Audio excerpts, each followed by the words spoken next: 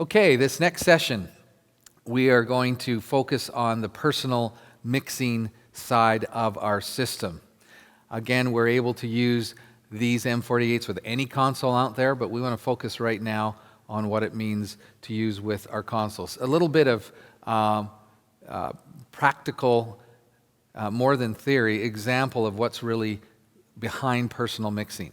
Some of you are using it already, some of you have not used it yet. So let's just take this time right now and go through why we bother with personal mixing. How did it come about?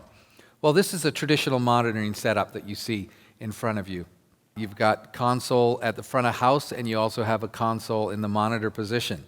And that feeds wedges across the stage. You see it all the time in certainly the older tours, and in certainly a lot of some are still using this approach. What that requires is someone manning the front of house station and someone manning the monitor console itself and providing the mix to the musicians.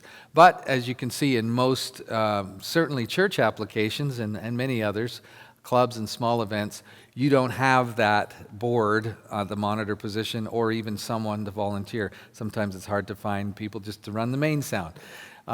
So the front of house engineer is tasked with not only making sure the room sounds good, but an hour before he can or she can focus on that, he's got to make all the musicians happy.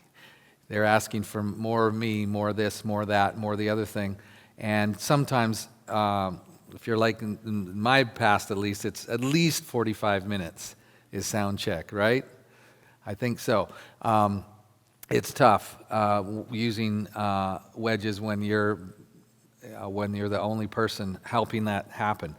So the other challenge then, even going that spot with wedges, is that now you have stage monitors that are creating noise. We've all had that experience where the sound is coming off the back wall, wherever it may be. You can imagine in this environment here, if the stage was up here, all the sound would be just coming off of that wall.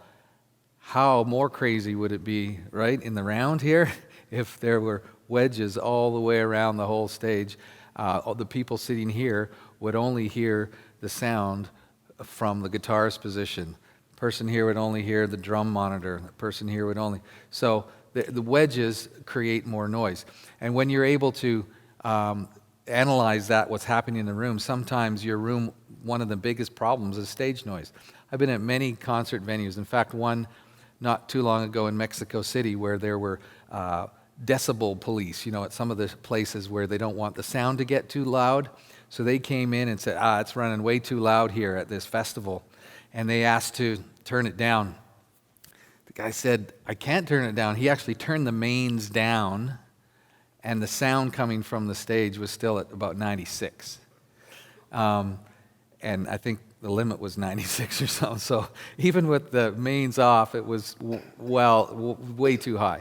So you want to get that stage sound, that wash, down to as low as you can. In fact, ideally the best is, your loudest acoustic instrument. It might be a piano, it might be a voice, maybe it's a drum kit. And that's why the Roland V drum kit is ideal in certainly rooms like this, is that eliminates your loudest acoustic instrument at that point. And now, at this position here, our loudest instruments now are voices and acoustic guitars, basically, at this point. Very easy to manage. Now your room noise before house is down at, even when everyone's playing full out, is going to be down in the 60s. So we move to the in-ear application where we take the wedges off the floor and put them into our ears. Just a little smaller, that's all. So we're able to take, you sometimes see the note IEMs, in-ear monitors is what that refers to, and we put them into our ears. So we're able to reduce that monitor wash that comes from the stage. We can even be totally wireless if we need to be, just a pack that you can run with a receiver at the other end. It does require trust if you're using a monitor engineer, and that's what the pro high-end tours use. They have a monitor engineer that can run directly to their ears. One of the negatives sometimes can be the isolation of the musician. You're used to the wedge coming, used to side fills, you're used to all this noise on the stage. Maybe even as a church, you're used to the sound coming back to you from the congregation singing and participating. That's very real. We're going to talk about how we've dealt with some of that in our personal mixing solution. So when you do that, though, put the sound into your ears, you're able to eliminate the wash from the room. So now your sound is just going to be from your overhead and your main sound system. So usually when systems go in, tests aren't fully run with monitor wedges running full up. So now you're back to the original design, hopefully, if it's been a good design, back to the original design of how the room should have sounded with the speakers that you put in. So hopefully that makes that clear. So just a point of clarification, though, we have the term personal monitor and personal mixers. And the personal monitor, we refer to what goes in your ear. That's the monitor. It's like a TV screen. It's like a speaker, like a headphone. Speakers monitor into your ear.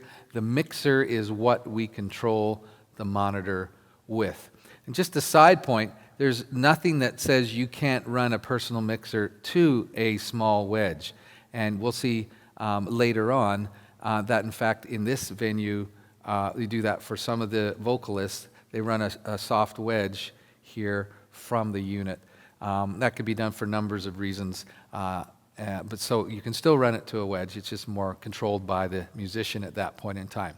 So who's using the M48s? Just before we go talk about them, what we're proud of is the fact that this is the first personal mixing system that's been adopted by the high-end pro industry, like that top-level pro who hasn't typically wanted to touch personal mixing up until the Rolands came out. So you can see some of the shows, a lot of award show bands that play, including Emmy Awards. Any of those bands that play for shows are typically using these a lot. Celine Dion show in Vegas, this whole string section used them.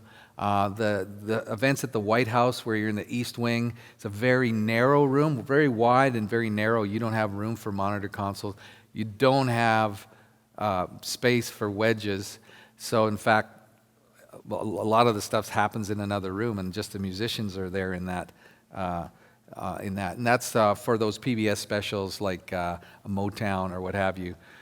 And then my church, small, portable churches across the nation and around the world, and churches and clubs and schools, colleges, studios are all using them. So they're very accessible to the regular weekend warrior types and amateurs that are playing all the way through up. So it speaks well for the fact that it's easy to use.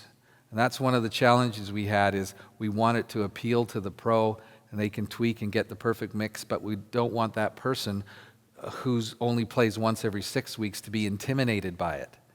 And so there's ways in which we allow that to not happen by making sure only the lights are on for the functions that are enabled at that time. So Mike Sessler is a blogger.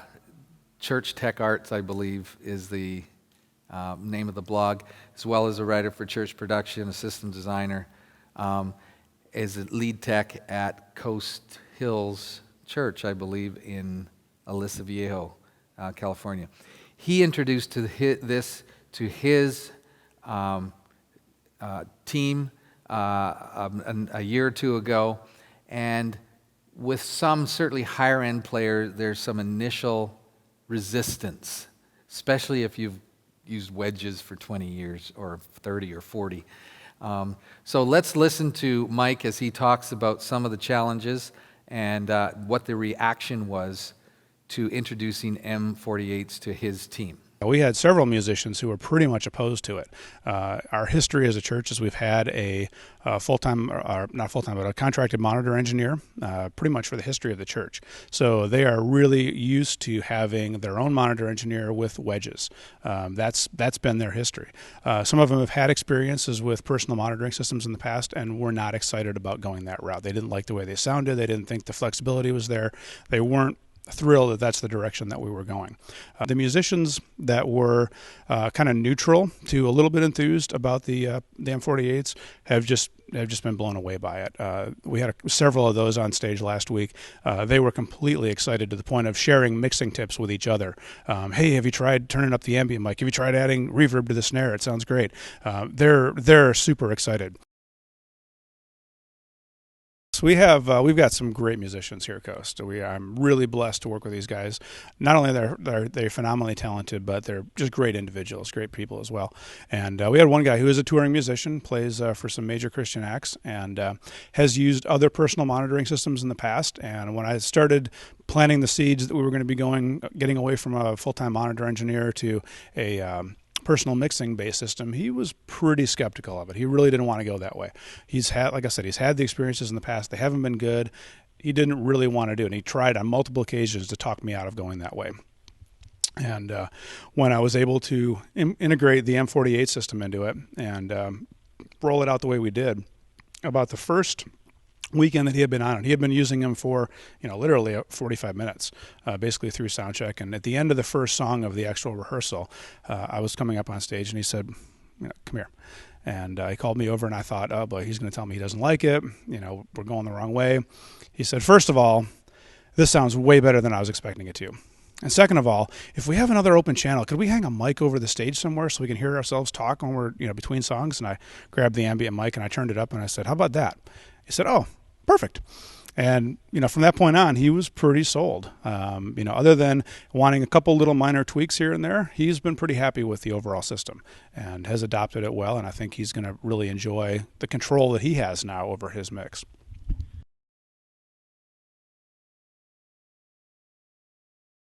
We've been using them, phasing them in over the last 3 weekends. And, this last weekend we had sound check done. It used to take us better part of an hour to do sound check with a monitor engineer. We had sound check done in about, 10 minutes. And the band was thrilled because they got an extra 40 minutes of rehearsal time. And they were able to run every song twice. They were able to tweak a little bit. And so they were pretty happy. And when the musicians are happy with their mix, they play better. They play more confidently because they can actually hear what they want to hear. And if they need a tweak of something, they don't need to try to signal the monitor engineer, get his attention, lose focus of playing. They can just reach over and turn it up or turn it down. And I think it's giving us a significantly better sound in the house because we've eliminated 6 to 7 wedges on stage. We've dropped our stage volume from 86, 88 dB at front of house to, with the mains off, that's just the monitor volume, down to, probably somewhere in the 60s. So from that standpoint alone, the clarity that we're getting in the house is significantly improved. Workflow wise, it's been great. Took a little bit of getting used to. Now it took us 3 weeks to get it dialed in, which again is not bad for a system of this, a shift of this scope. So I would say overall we are thrilled. It's actually exceeded my expectations of how good it sounds, how good of an implementation it is, and what the results have been. So there you have some of Mike Sessler's comments there and his experience. So the first thing we talk about when we talk about the M48s is that it's the musician's choice. It's what the musicians want to see. So you certainly see in some of our promotion, we're going after the musician. It's not something necessarily that all the technical people jump to all the time. It's often sometimes musicians that find it. So if you have some coming to you already and you haven't explored it, then certainly we're able to assist you in trying it out, seeing if it works. You'll see on our website some more materials when it comes to musicians that have had experiences. I won't play all of this. I'll just set it up. This is the Drew Bodine band, or a band out of a church, Central Christian, I believe is the name, in Las Vegas area. And they were a little skeptical. You can hear Drew here. So Sunday afternoon, I arrived at NAB 2010. We brought all of our guitars and gear in, and we come on stage getting ready to sound check. And I see these Roland RSS M48 sitting on the stage, and I'd never heard them. I had no idea what they were, but I was a little skeptical because I have used personal in-ear monitors, and some of them have not sounded so great. So I wasn't actually really looking forward to it until I plugged in the M48 and started creating a mix. All of a sudden, I realized all the options you could have on there. I mean, the ability to change the frequency of the mids, the ability to add reverb on every single channel, to control the levels of every single channel. Within probably 5 to 10 minutes, I had an amazing sounding mix, better than any personal in-ear monitor system I've ever used and had access to. And the greatest thing about it is you can store different presets, and then when you get back on stage, if you've got 5 or 6 people singing, or you've got a song where somebody's playing a lead solo and you want to turn them up a little bit, you can change the preset just by a touch of a button, and it's just an incredible device. As a drummer, I'm really picky about my mix and how my drums sound, and as well as the panning and everything, and I'm huge on just doing it myself. I always go back to the monitor board and change things myself. And I came here Sunday, and I've used systems like these before, so I was a little skeptical on the sound that they were going to provide. But after messing with them and realizing that I had the full control over every individual channel right next to me, it was huge. And sonically, it was probably one of the best sounding systems I've ever heard like this before. The fact that you can make EQs, pannings, and reverb for each individual channel was huge. And so I'm definitely sold on this system. So that's the Drew Bodine Band